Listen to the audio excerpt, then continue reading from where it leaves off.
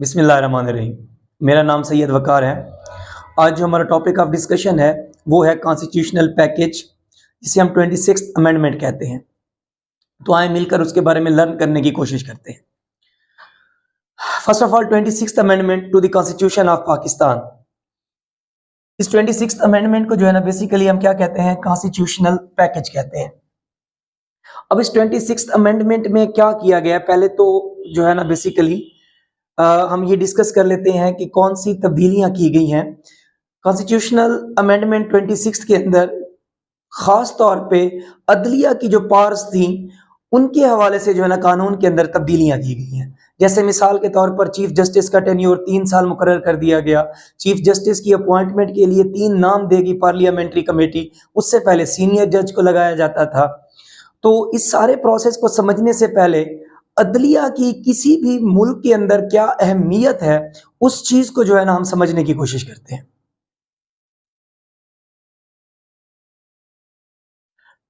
Basically don के अंदर ना एक आर्टिकल छपा, जहूर हुसैन साहब ने ना एक तस्वीर लगाई। उस तस्वीर के अंदर एक रियासत दिखाई गई और उस रियासत के जो है ना बेसिकली 3 पिलर दिखाए गए, पार्लियामेंट, एग्जेक्टिव और जुडिशरी। उस जुडिशरी में यहाँ पर जुडिशरी के अंदर एक गैप प्रोड्यूस कर दिया और उसने ये पैगाम देने की कोशिश की कि ये गैप जो है 26th अमेंडमेंट की वजह से है। पहले तो हम इस तस्वीर को समझते हैं कि पॉलिटिक्स के अंदर इसकी क्या अहमियत है। बेसिकली हर रियासत के अंदर एक कंसेप्ट चलता है सेपरेशन ऑफ पावर का। ये सेपरेशन ऑफ पावर का कंसेप्ट दिया था मोंटेस्क्यू ने 1748। उसकी एक बुक है स्पिरिट ऑफ लॉज, उसके अंदर। और इसी सेपरेशन ऑफ पावर पे जिस मुल्क का कॉन्स्टिट्यूशन बनाया गया वो यूनाइटेड स्टेट्स ऑफ अमेरिका है। अब ये बेसिकली सेपरेशन ऑफ पावर है क्या, किसी भी रियासत के, किसी भी स्टेट के 3 ऑर्गन होते हैं, 3 पिलर होते हैं, पार्लियामेंट, एग्जेक्टिव एंड जुडिशरी। इन तीनों का हमसर बराबर इक्वल पावरफुल होना जरूरी है और मुल्क के अंदर चेक एंड बैलेंस का भी निजाम होता है। अब ये जो जुडिशरी है हर मुल्क के अंदर इसको इंडिपेंडेंट रखा जाता है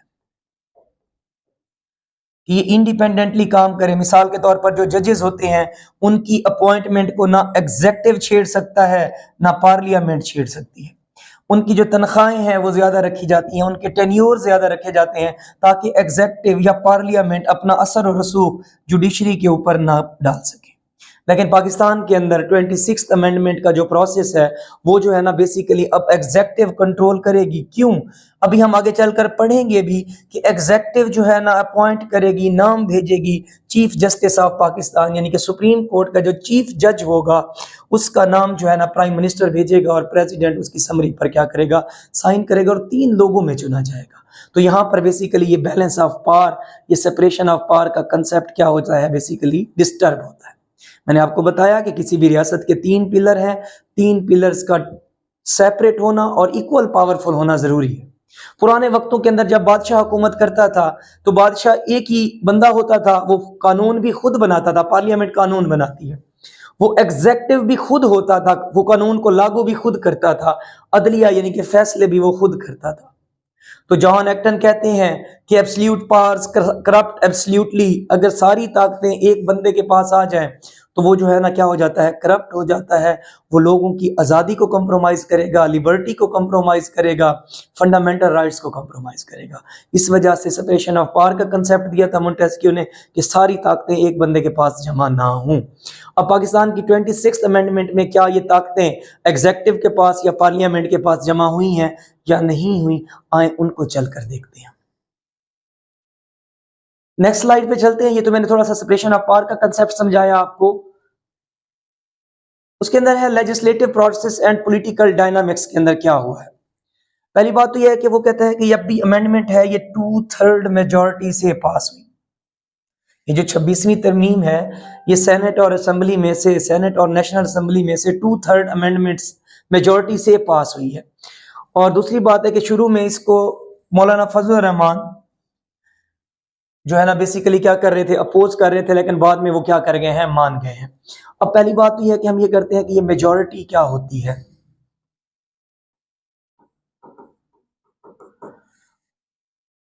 मेजॉरिटी तीन किस्म की होती है, एक होती है सिंपल, एक होती है एब्सोल्यूट और थर्ड होती है स्पेशल।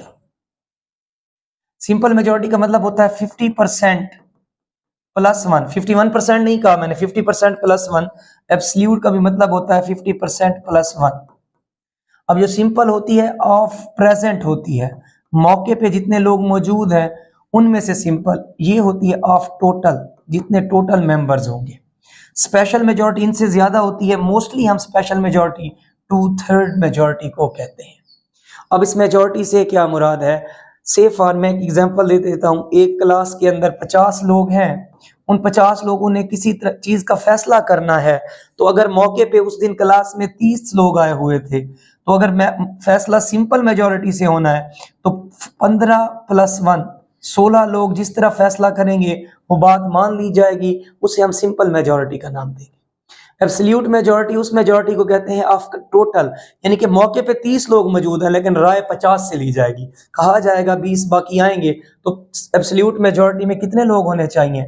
25 प्लस 1 26 लोग, यानी कि टोटल में से होगी तो एब्सोल्यूट, मौके पे जितने लोग मौजूद हैं उसको क्या कहते हैं? Basically simple majority.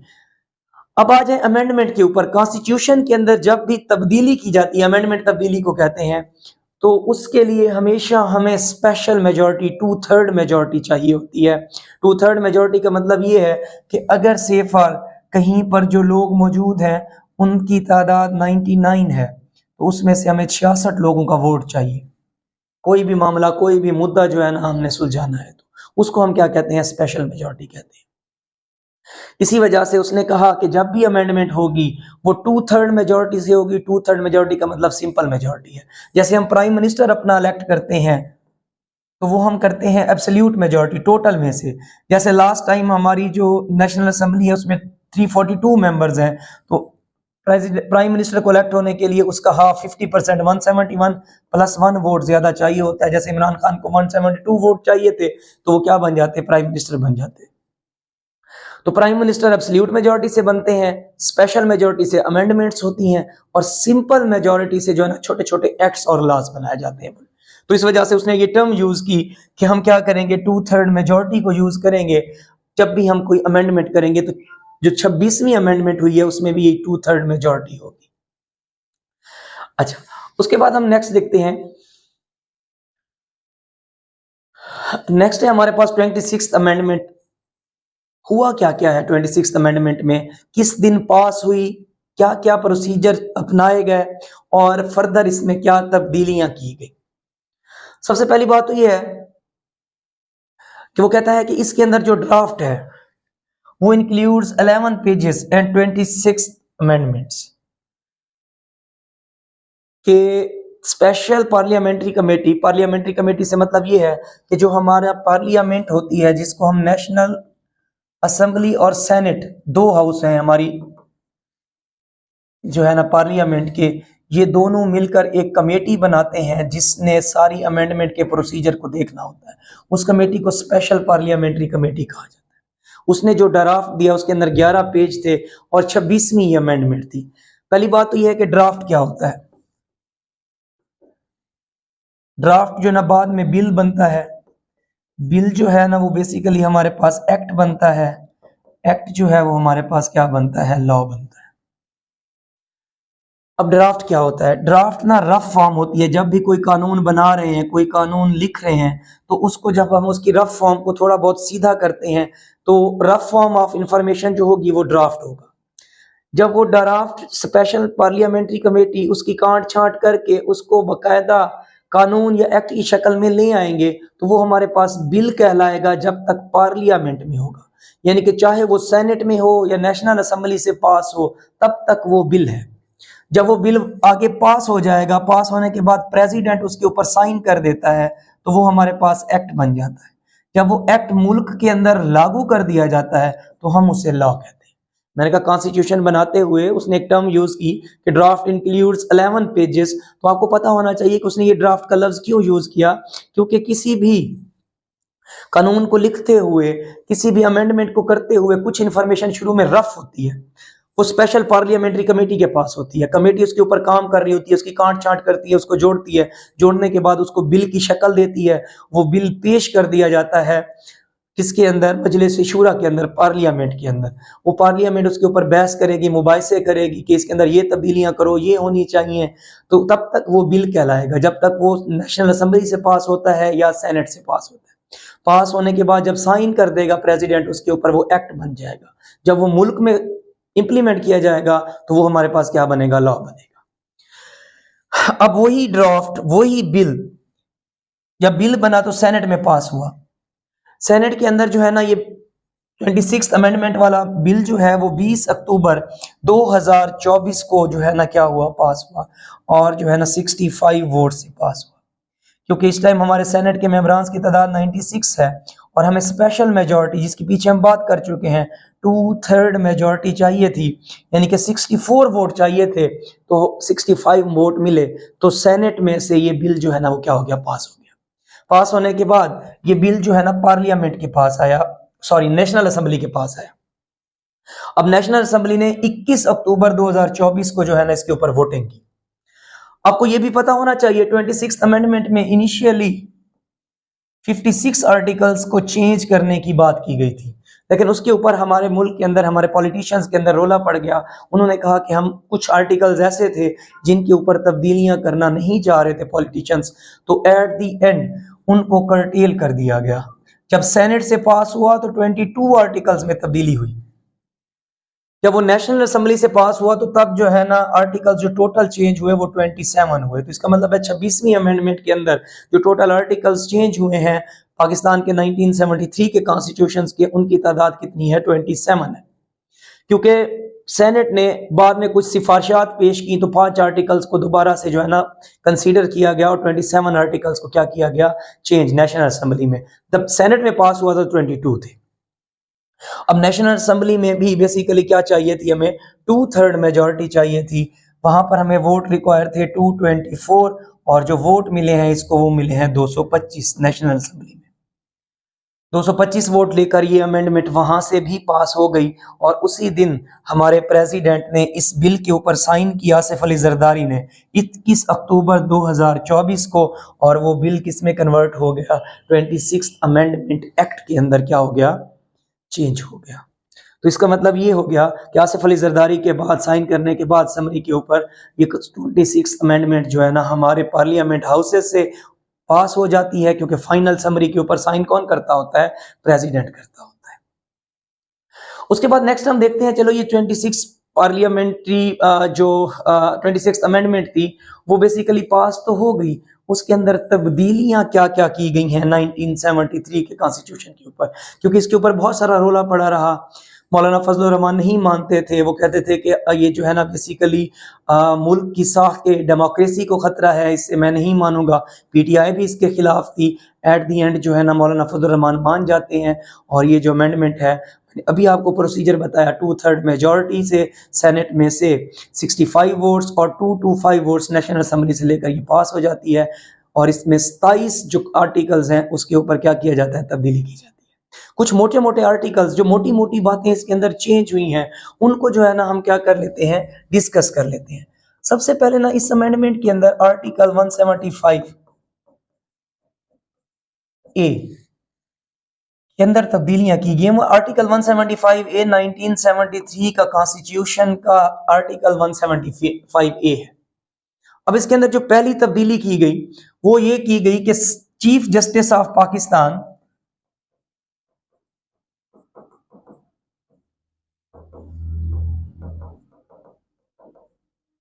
की अपॉइंटमेंट कैसे की जाएगी।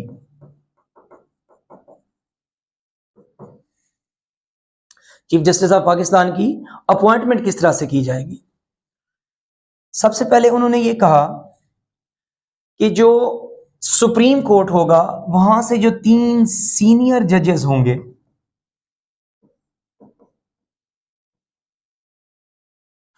उनके नाम नॉमिनेट किए जाएंगे। एक पार्लियामेंट्री कमेटी होगी, वो पार्लियामेंट्री कमेटी उन 3 नामों को प्राइम मिनिस्टर को भेजेगी। प्राइम मिनिस्टर वो नाम प्रेसिडेंट को भेजेगा। उनमें से एक का चुन के वो प्रेसिडेंट उसके ऊपर साइन करेगा और अगला हमारा जो चीफ जस्टिस है वो क्या हो जाएगा, नॉमिनेट हो जाएगा, अपॉइंट हो जाएगा। अब ये तब्दीली की गई, तो इससे पहले क्या प्रोसीजर था? इससे पहले ये प्रोसीजर होता था कि सुप्रीम कोर्ट का जो सीनियर मोस्ट जज होता था, जज कह रहा हूं या जस्टिस कह लें, वो बेसिकली ऑटोमेटिकली क्या बन जाता था, चीफ जस्टिस ऑफ पाकिस्तान बन जाता था और उसके जितनी भी रिटायरमेंट एज में से टेन्योर पड़ा होता था वो पूरा करता था, उसकी रिटायरमेंट हो जाती थी, फिर सीनियर मोस्ट जो है ना वो क्या बन जाता था, अगला चीफ जस्टिस बन जाता था। लेकिन अब एक तरह का कंट्रोल करने की कोशिश की गई कि जूनियर बंदा भी चीफ जस्टिस बन सकता है सुप्रीम कोर्ट का, क्योंकि वो 3 नाम जो सीनियर जजेस के होंगे उसमें से वो रो के अंदर होंगे। जैसे मैं अगर याह्या अफरीदी की बात करूं, ये हमारे जो है ना currently chief justice of Pakistan है, इनको सेम प्रोसीजर से इलेक्ट किया गया है। अगली बारी सीनियर जज मंसूर अली शाह की थी, या उसके बाद मुनीब साहब बैठे हुए थे, तो मंसूर अली शाह ने क्या बनना था, चीफ जस्टिस बनना था। तो जब पार्लियामेंट्री कमेटी ने 3 नाम दिए पीएम को, तो पीएम ने याह्या अफरीदी का नाम जो है ना क्या किया, अडॉप्ट किया और प्रेसिडेंट को भेजा, वो याह्या अफरीदी साहब हमारे क्या बन गए, नए चीफ जस्टिस बन गए। तो इसका मतलब ये हुआ कि ये जो पीएम है, प्राइम मिनिस्टर, आपको पता होना चाहिए पाकिस्तान के अंदर एग्जेक्टिव का हेड, एग्जेक्टिव कहते हैं वो इदारा जो कानून लागू करता है, उसका जुडिशरी और कानून बनाने से लिंक नहीं होना चाहिए। पार्लियामेंट्री में खैर मिक्स होता है, लेजिस्लेचर से ही लोग एग्जेक्टिव में आ रहे होते हैं। एग्जेक्टिव के लोग जो पार्लियामेंट्री को कंट्रोल करते थे, और वो जुडिशरी को भी कंट्रोल कर रहा है कि प्राइम मिनिस्टर एग्जेक्टिव का हेड होता है रियल, वो अब क्या कर रहा है, अदलिया के चीफ जस्टिस को भी कंट्रोल कर रहा है। तो इसी वजह से इसके ऊपर ज्यादा शोर पड़ा हुआ था। तो उससे पहले मैकेनिज्म सीनियर जजेस बनते थे, लेकिन 175 के साथ 3 सीनियर जजेस जो हैं उनके नाम जो है पार्लियामेंट्री कमेटी को दिए जाएंगे। अच्छा, अब ये पार्लियामेंट्री कमेटी क्या है? पार्लियामेंट्री कमेटी जो है ना बेसिकली इसके अंदर टोटल मेंबर्स होंगे 12। 8 मेंबर्स जो होंगे वो नेशनल असेंबली से होंगे और उसके अलावा जो है ना 4 मेंबर्स जो होंगे वो सेनेट में से होंगे। यानी कि ये जो पार्लियामेंट्री कमेटी जो नाम देगी 3 सीनियर जजेस का, उसके टोटल मेंबर्स 12 रखे गए हैं 26th अमेंडमेंट में। 8 जो हैं वो नेशनल असेंबली से हैं, 4 मेंबर्स जो हैं वो कहां से हैं, सेनेट से। ये भी जब नामों का फैसला करेंगे तो उनमें 2/3 मेजोरिटी को देखा जाएगा, यानी कि 8 में से 12 में से 8 लोग जिन 3 नामों को सिलेक्ट करेंगे वही नाम आगे प्रेसिडेंट को सॉरी प्राइम मिनिस्टर को भेजे जाएंगे, प्राइम मिनिस्टर प्रेसिडेंट को भेजेगा। इसका मतलब है पार्लियामेंट्री कमेटी में भी क्या होगी, 2/3 मेजोरिटी होगी, 12 मेंबर्स होंगे और 8 नेशनल असेंबली से होंगे, 4 जो है ना वो सेनेट से होंगे। अच्छा, इसके अलावा उन्होंने कहा कि इस पार्लियामेंट्री कमेटी की जो मीटिंग्स होंगी वो इन कैमरा होंगी। इन कैमरा का मतलब ये है कि कैमरे के अंदर वो डिसाइड करेंगे, 8 लोग जिस तरफ होंगे उसी 3 नामों को सिलेक्ट किया जाएगा और वो बंदे जो 3 नाम भेजे जाएंगे उनमें से एक नाम को प्राइम मिनिस्टर करेगा और वो प्रेसिडेंट को भेजेगा, तो हमारा चीफ जस्टिस बन जाएगा। चलो, ये तो हो गई कहानी चीफ जस्टिस की। भाई दूसरे जजेस भी तो हैं सुप्रीम कोर्ट के। आपको पता है पाकिस्तान के अंदर सुप्रीम कोर्ट के अंदर 17 जज बैठते हैं, उनकी अपॉइंटमेंट कैसे की जाएगी? उसके लिए उन्होंने कहा कि सुप्रीम जुडिशियल काउंसिल होगा, इसी 175 में कहा।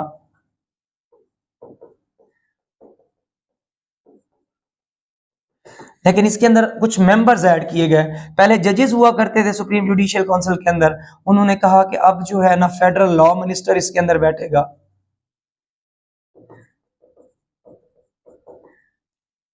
उसके अलावा मुल्क का अटॉर्नी जनरल, ये भी स्टेट का बंदा होता है, वो उसके अंदर बैठेगा। 2 मेंबर्स नेशनल असेंबली के होंगे, 2 मेंबर्स सेनेट के होंगे। एक मेंबर जो होगा वो पाकिस्तान बार काउंसिल का होगा और उस पाकिस्तान बार काउंसिल के मेंबर्स की जो प्रैक्टिस है 15 साल से कम नहीं होनी चाहिए, वो जो है ना अगले जजेस की क्या करेंगे, अपॉइंटमेंट करेंगे, जो सुप्रीम कोर्ट के जजेस होंगे। अच्छा, उसके बाद 175A के अंदर क्या तब्दीली की गई? उसके अंदर ये किया गया, चीफ जस्टिस को एक इख्तियार दिया गया रूल मेकिंग का। रूल मेकिंग के मुताबिक ये है कि चीफ जस्टिस जो लोअर कोर्ट्स के जजेस होते हैं, इससे पहले उनको नहीं निकाल सकता था। दुनिया के अंदर असूल है कि जजेस को कोई भी बंदा नहीं निकाल सकता, उनकी जो टेन्योर्स होते हैं वो फिक्स्ड होते हैं। लेकिन यहाँ पर ये जो रूल मेकिंग क्लॉज इसके अंदर डाली गई है, उस रूल मेकिंग क्लॉज के मुताबिक ये है कि चीफ जस्टिस उनकी कारकर्दगी को देखेगा। कोई जज अगर उसको मतलब कि ना देखता है कारकर्दगी अच्छी नहीं है तो वो उसका रिमूवल कर सकता है।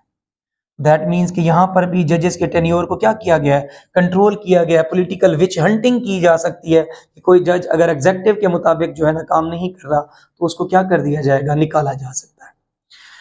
उसके अलावा 175 में ये भी किया गया, ये जो चीफ जस्टिस साहब अपॉइंट होंगे उनकी मुद्दत 3 साल कर दी गई। बेशक उनकी रिटायरमेंट में से 5 साल पड़े हैं, लेकिन अगर उसको चुना गया है तो वो 3 साल के लिए सर्व करेगा, फिर वो रिटायर हो जाएगा। अब अगला मैकेनिज्म इसमें नहीं बताया गया कि अगर किसी जज की, किसी जस्टिस की जो सर्विस है वो ज्यादा बची हुई है और अगर वो 3 साल के लिए काम कर रहा है तो बाद में वो कहाँ जाएगा। तो ये भी इसके अंदर रूल हो रखा गया है कि नहीं पता कि वो कहाँ जाता है उसके बाद।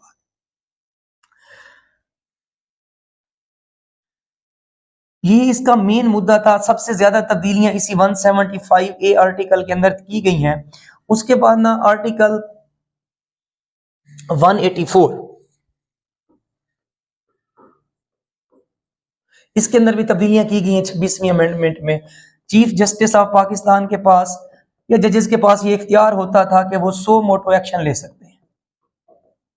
100 मोटो एक्शन का मतलब ये है कि अदलिया कहीं पर देखती है कि पब्लिक के अंदर कोई बिगाड़ चल रहा है जिसको एग्जेक्टिव सही नहीं कर रही, मतलब प्राइम मिनिस्टर ने नोटिस नहीं लिया, कोई डीपीओ बैठा हुआ था उसने कोई मामला या मुद्दा सही नहीं किया, तो अदालत खुद से अपनी अल्ट्रा वायर्स यूज करके, अपनी एक्स्ट्रा ताकतें यूज करके उस पब्लिक मैटर को खुद सुन सकती थी। उस पब्लिक मैटर को क्या कर सकती थी, खुद सुन सकती थी। जैसे साकिब निसार आए थे चीफ जस्टिस, जिन्होंने दयामीर भाषा और मोहम्मद डैम के लिए फंड इकट्ठा किया था। वो हॉस्पिटल्स को चेक करने के लिए चले जाया करते थे, तो वो कौन सा आर्टिकल यूज करते थे, 184, जिसमें वो 100 मोटो एक्शन ले सकते थे। अब 26th अमेंडमेंट में ये 100 मोटो एक्शन का इख्तियार जो है ना अदलिया से क्या कर लिया गया है, छीन लिया गया है कि आज के बाद किसी भी जज के पास जो है ना बेसिकली 100 मोटो का जो है ना इख्तियार नहीं है। चलें उसके बाद अगले आर्टिकल पे चलते हैं जिसके अंदर तब्दीलियां की गई हैं।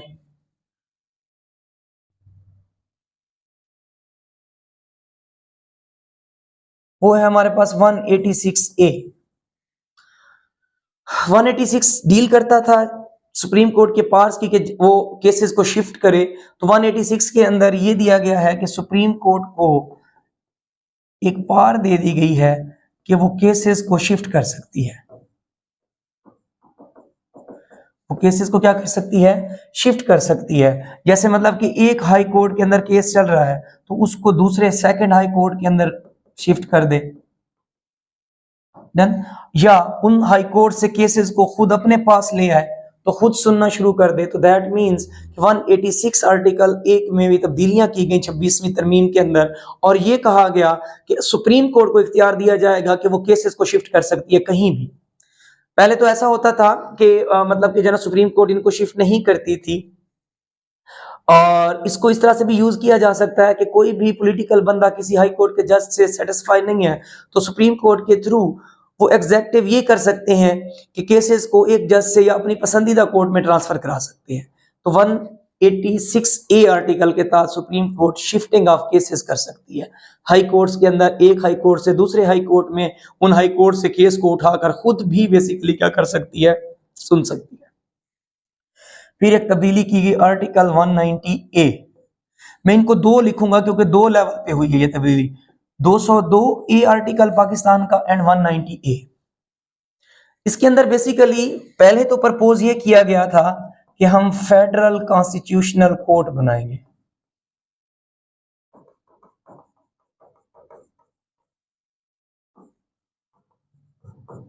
हम क्या बनाएंगे, फेडरल कॉन्स्टिट्यूशनल कोर्ट।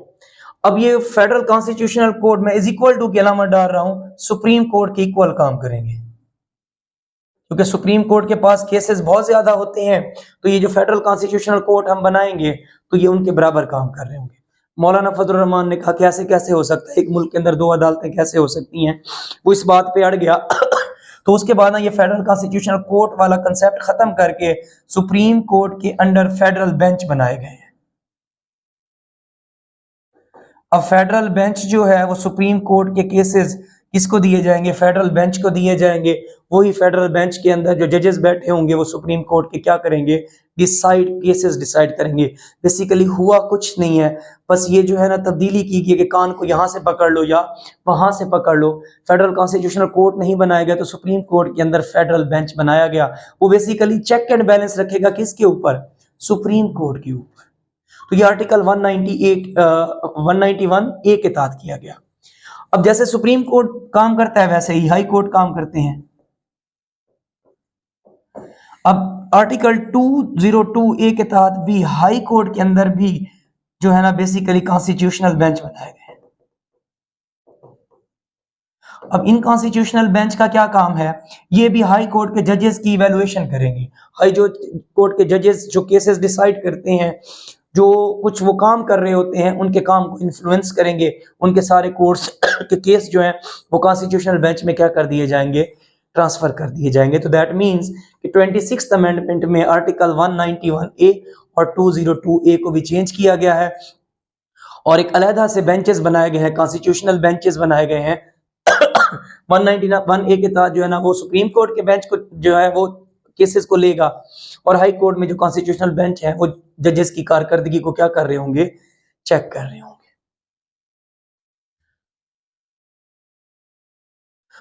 ये मेजर तब्दीलियां थी। अगर आगे मैं बात करूं तो छोटी छोटी तब्दीलियां हैं। छोटी छोटी तब्दीलियां ये हैं कि आर्टिकल 203 डी, इसके अंदर फेडरल शरीयत कोर्ट को एक छोटा सा इख्तियार दिया गया कि वो कवानीन को देखेगा कि कोई कवानीन इस्लाम के फंडामेंटल से तो नहीं टकराता, यानी कि ऐसा कानून तो नहीं पास होता जो इस्लाम के फंडामेंटल के खिलाफ हो। और इसका केस का फैसला फेडरल शरीयत कोर्ट को 12 महीने के अंदर अंदर करना होगा, यानी कि 1 साल की मुद्दत में इस चीज को निपटाना होगा। फेडरल शरीयत कोर्ट खुद से नहीं देखता केसेस को। अगर केसेस चैलेंज हो जाते हैं, अगर कोई कानून चैलेंज हो जाता है तो फिर फेडरल शरीयत कोर्ट ना उसको देखता है। तो 203 डी आर्टिकल के तहत फेडरल शरीयत कोर्ट को ये इख्तियार दिया गया कि वो इस्लामिक फंडामेंटल के मुताबिक कवानीन को चेक करेगा और ये उसका फैसला जो है ना वो किस में सुनाएगा? 12 महीने के अंदर अंदर सुना रहा होगा। इसी तरह से 26वीं अमेंडमेंट में पाकिस्तान का article 215 election commission of Pakistan को डील करता है। इसके अंदर भी तब्दीली की गई। इसमें बेसिकली ये तब्दीली की गई 215 में कि चीफ इलेक्शन कमीशन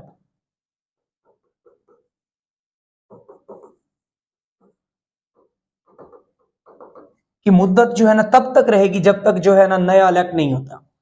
जब तक नया अपॉइंट नहीं होता चीफ न्यू, तब तक पुराना काम करता रहेगा। पहले ऐसा होता था टेन्योर एंड हो जाता था तो सीट वैकेंट हो जाती थी।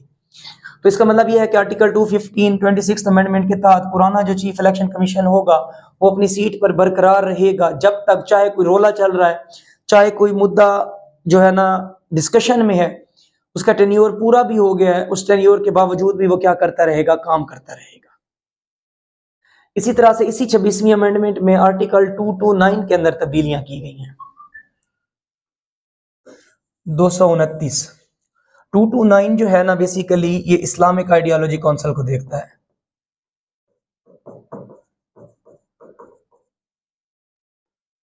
की फंक्शनिंग को, क्योंकि इस्लामिक आइडियोलॉजी काउंसिल को तो आर्टिकल 228 यानी कि उसकी कंपोजिशन को देखता है कि इस्लामिक आइडियोलॉजी काउंसिल है क्या, फंक्शन क्या करती है। 229 में ये डिसाइड किया गया कि ये जो हमारे पास बेसिकली पार्लियामेंट्री कमेटीज बनाई गई हैं उनमें से कोई भी बंदा या पार्लियामेंट कोई कानून पास करती है और उसके अगर 1/4 मेंबर इस बात को अलाउ करते हैं कि हमने इसके ऊपर इस्लामिक आइडियोलॉजी काउंसिल का कोई ना कोई मशवरा लेना है, तो वो 1/4 मेंबर्स की इजाजत से जो पार्लियामेंट है वो इस्लामिक आइडियोलॉजी काउंसिल से किसी भी कानून बनाने पे उसकी कंसल्टेशंस को क्या कर सकती है? ले सकती है। तो ये भी 26th अमेंडमेंट में किया गया है। 2 चीजें और मैं मेंशन करूंगा, 2 से 3। जैसे मैं कहूं कि आर्टिकल 38 आर्टिकल 38 के साथ जनवरी 1 2028 कहा गया यहां तक हम रिबा का खात्मा कर देंगे। ये भी रिबा कहते हैं सूद को। आर्टिकल 26 के अंदर बेसिकली ये कहा गया कि मुल्क में से सूद का खात्मा करेंगे जनवरी 1 2028 तक, और उसके लिए जो कॉन्स्टिट्यूशनल अमेंडमेंट की गई वो आर्टिकल 38 में की गई। इसी तरह से है आर्टिकल 48। आर्टिकल 48 में यह है कि कोई भी कैबिनेट या प्राइम मिनिस्टर कोई फैसला ले लेता है तो उसका कोई कोर्ट रिव्यू नहीं होगा।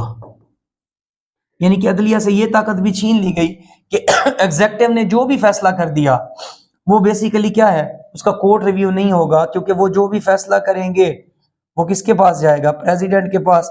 प्रेसिडेंट उसके ऊपर क्या कर देगा, साइन कर देगा, और अदालत उसको रिव्यू नहीं कर सकती। तो इसका मतलब ये है कि अदलिया से ये वाली रिव्यू वाली ताकत भी छीन ली गई आर्टिकल 48 में। और जो है ना आर्टिकल 38 में ये कहा गया कि हम सूद का खात्मा करेंगे। इसके अलावा एक आर्टिकल और है 9A। इसमें यह कहा गया कि हम इंश्योर करेंगे सिटीजन्स ऑफ पाकिस्तान के लिए एक हेल्दी इन्वायरमेंट, जिसमें क्लीन और हेल्दी इन्वायरमेंट को क्या किया जाएगा, इंश्योर किया जाएगा। होपफुली मेरी ये वीडियो आप लोगों के लिए प्रोडक्टिव रही होगी, और आर्टिकल्स को मैंने एक तरतीब के साथ आप लोगों से डिस्कस किया है। पहले 175A को, फिर जो है ना 184 को, फिर 186A को, फिर 191A, 202, 203, ताकि एक सीक्वेंस में आपको अच्छे तरीके से ये समझ आ जाए कि 26th अमेंडमेंट में क्या किया गया है। मैं छोटा सा एक अपना रिव्यू देता जाता हूँ। ये किसी पॉलिटिकल अलायंस से रिलेटेड नहीं होगा। बेसिकली जैसे ज़हूर साहब ने तस्वीर शो की थी, पिक्चर शो की थी, जिसमें गैप प्रोड्यूस किया गया जुडिशरी के अंदर, तो no doubt independence of judiciary के लिए ज़रूरी होता है कि जजेस के रिमूवल का प्रोसीजर भी जजेस ही देखें, कोई एग्जेक्टिव उनको रिमूव ना कर सके, कोई चीफ जस्टिस अकेला रिमूव ना कर सके। लेकिन 26th अमेंडमेंट में ये किया गया है कि chief justice rule making power के तहत किसी भी जज को उसकी सर्विस से निकाल सकता है। ऐसा दुनिया के अंदर कहीं भी नहीं हो रहा होता। उसके अलावा उनकी जो अपॉइंटमेंट होती है जजेस की, वो अदलिया खुद देखती है। अब वो अपॉइंटमेंट किसके जिम्मे लगा दी गई है, प्राइम मिनिस्टर के। वो पार्लियामेंट और प्राइम मिनिस्टर दोनों मिलकर देखेंगे, क्योंकि पार्लियामेंट्री कमेटी किसका हिस्सा है, लेजिस्लेचर का, और पीएम किसका हिस्सा है, एग्जेक्टिव का। वो दोनों मिलकर 3 जजेस के नाम ले आएंगे। जूनियर जजेस भी कहां पर बैठेंगे, चीफ जस्टिस का ओहदा संभालेंगे। तो बाकी फैसला आपने खुद करना है। मेरी तरफ से आप लोगों को 26th अमेंडमेंट पे जो व्यूज दिए गए हैं होपफुली फ्रूटफुल रहे होंगे। मुझे अपनी दुआओं में याद रखिएगा। फी अमानिल्लाह। अल्लाह हाफिज।